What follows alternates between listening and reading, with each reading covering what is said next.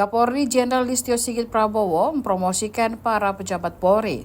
Surat mutasi bernomor ST16288 KEP 2024 tertanggal 1 Agustus 2024. Selain beberapa pejabat pecah bintang, kini ada juga para mantan perwira menengah pernah terlibat kasus mantan Kadif Propam Ferdi Sambo promosi jabatan. Berikut para mantan perwira yang mendapatkan hukuman pencopotan kasus Sambo, kini mereka dapat jabatan baru.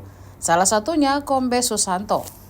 Kini Kombes Susanto memegang jabatan sebagai penyidik tindak pidana madya tingkat 2 Bareskrim Polri.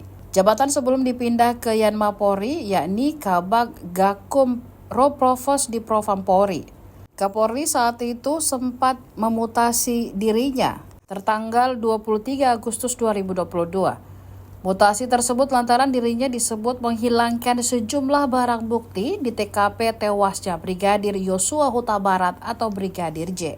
Tribun Timur melansir dari Tribun News Vicky, Kombes Pol Susanto adalah seorang perwira menengah yang lahir di Tanjung Karang, Lampung pada 12 Februari 1971.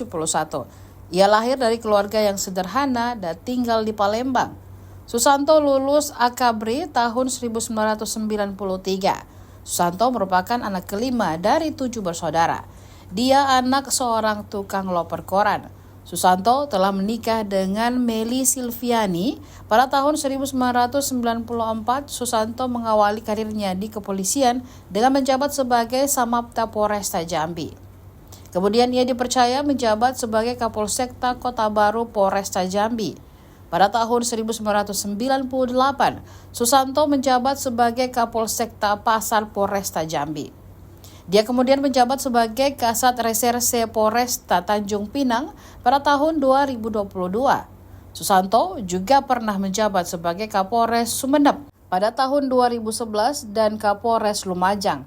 Kemudian selama periode 2016-2018, Kombes Polri Susanto menjabat sebagai Kapolresta Pekanbaru. Di bawah kepemimpinannya, Polresta Pekanbaru banyak menorehkan prestasi hingga tingkat nasional. Pada Desember 2017, Polresta Pekanbaru mendapat penghargaan predikat pembangunan zona integritas wilayah bebas dari korupsi.